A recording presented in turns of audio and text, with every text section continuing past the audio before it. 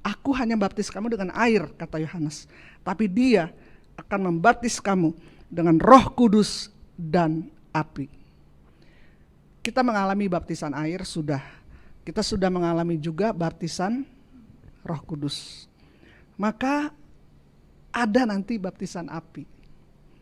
Baptisan api adalah masalah yang luar biasa, seperti membakar kita.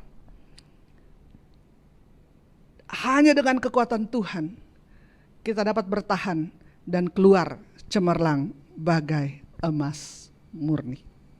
Ada juga yang mengatakan bahwa itu api penyucian. Karena katanya emas itu untuk menjadi murni mesti mengalami kurang lebih 7 pembakaran api.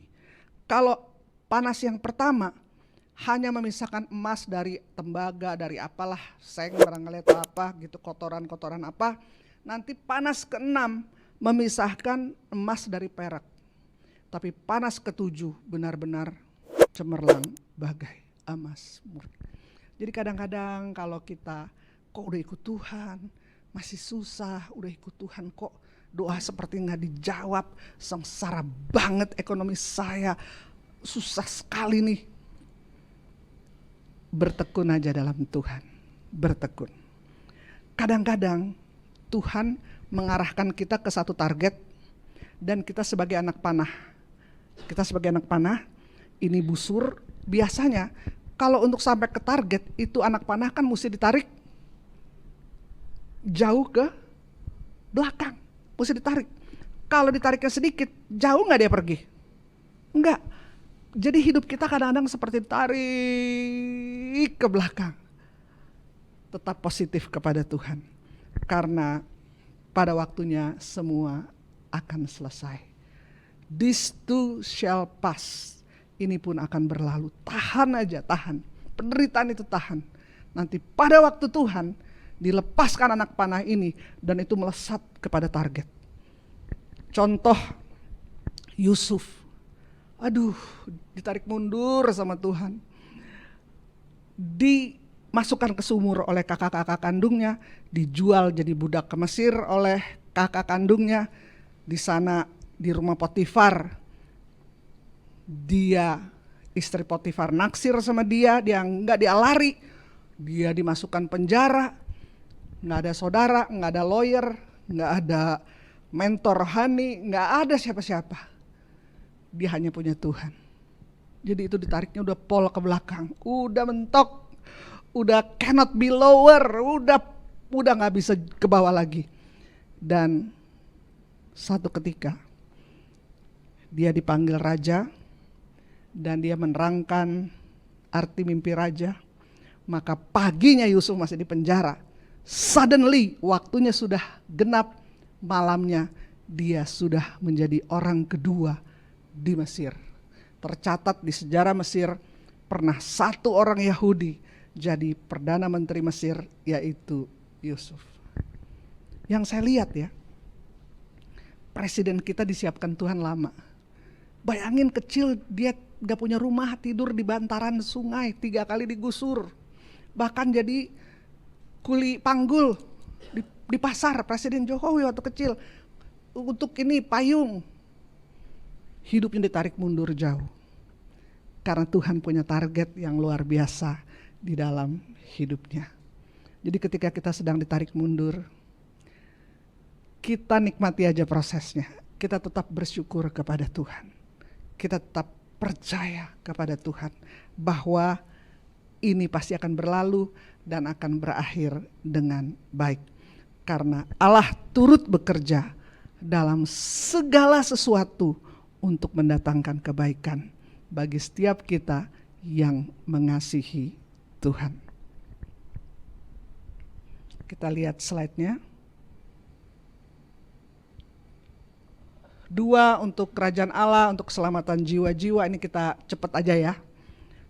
Yang ke KGK, Katekismus Gereja Katolik 1505, oleh sengsara dan wafatnya di kayu salib, Kristus memberi arti baru kepada penderitaan. Ia dapat membuat kita menyerupainya dan dapat menyatukan kita dengan sengsaranya yang menyelamatkan.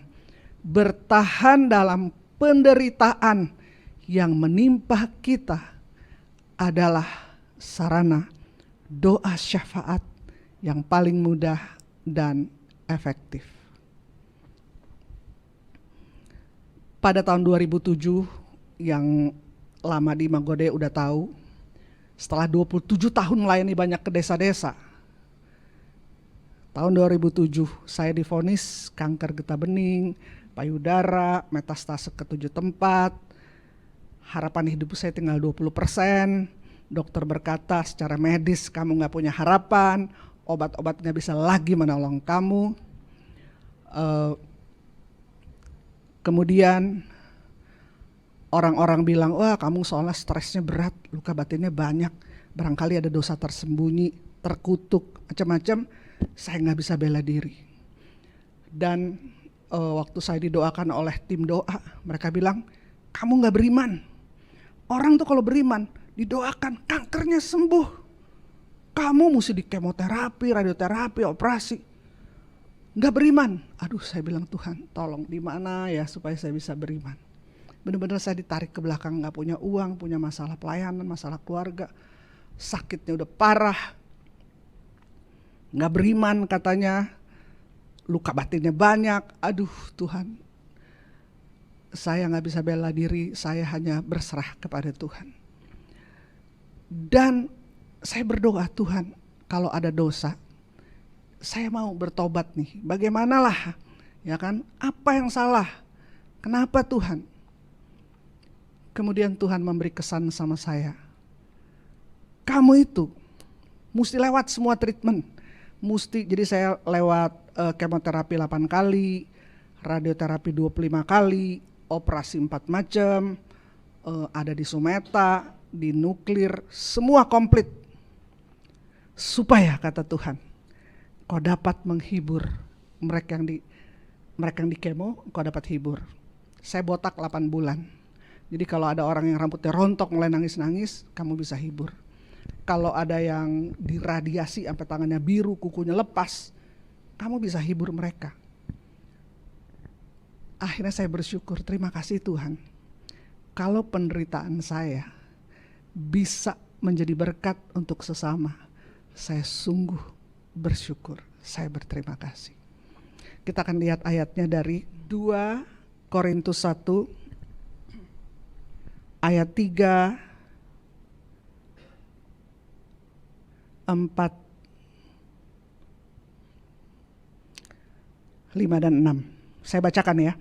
Terpujilah Allah Bapa Tuhan kita Yesus Kristus, Bapa yang penuh belas kasihan dan Allah sumber segala penghiburan, yang menghibur kami dalam segala penderitaan kami, sehingga kami sanggup menghibur mereka yang berada dalam bermacam-macam penderitaan dengan penghiburan yang kami terima sendiri dari Allah.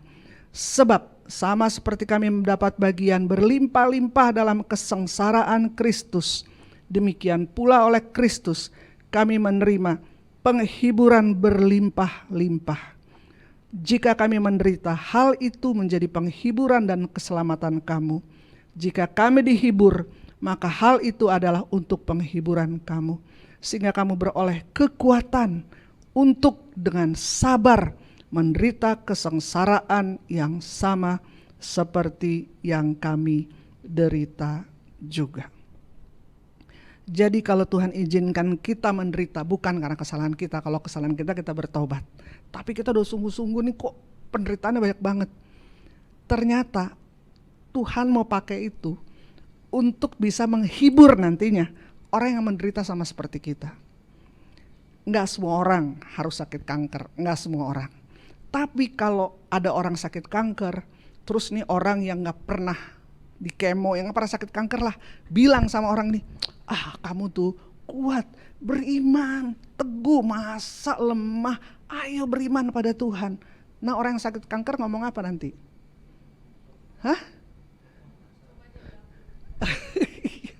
Ya kamu gak ngerasain, coba jadi aku, mau tukeran gak? Ya kan? Tapi kalau saya yang lewatin kemo, lewatin semua, kalau saya ngomong sama dia, dia lebih denger gak? Dia denger, karena Saya udah lewatin semua itu. Bahkan saya ingat waktu zamannya saya di kemo, kan banyak orang takut kalau di kemo. Jadi dokter bikin appointment saya dengan beberapa orang yang penakut-penakut ini. Supaya sama-sama di kemo, saya hibur mereka dulu, saya doain dulu. Terus ayo saya pegangin tangan, kita sama-sama di kemo. Akhirnya saya bisa jadi berkat untuk mereka. Untuk orang-orang yang cancer ada juga yang berapa orang lah, sampai pernah satu kali Sumeta juga mahal itu Sumeta ya. Tapi dokter saya bilang, sekarang kamu gratis deh, soalnya kamu banyak bawa pasien ke sini. Karena saya kesaksian kemana-mana, dokter kamu siapa sih? Saya bilang, oh itu. Akhirnya pada kesana juga gitu kan. Jadi yang sekarang kamu jadi kayak marketing saya, kata dokter. Jadi kamu gratis deh yang ini. Banyak saya didiskon gitu karena rupanya saya banyak membawa pasien untuk dia. Puji Tuhan. Jadi penderitaan kita itu nanti ketika kita bersabar mengandalkan Tuhan, itu akan jadi berkat untuk orang. Ketika kita kuat dan menang, orang katanya rahasianya apa sih? Nah kita bisa cerita, aduh saya sih gak kuat, tapi Tuhan Yesus adalah kekuatanku. Kita bisa sharing. Semua bunga ikut bernyanyi.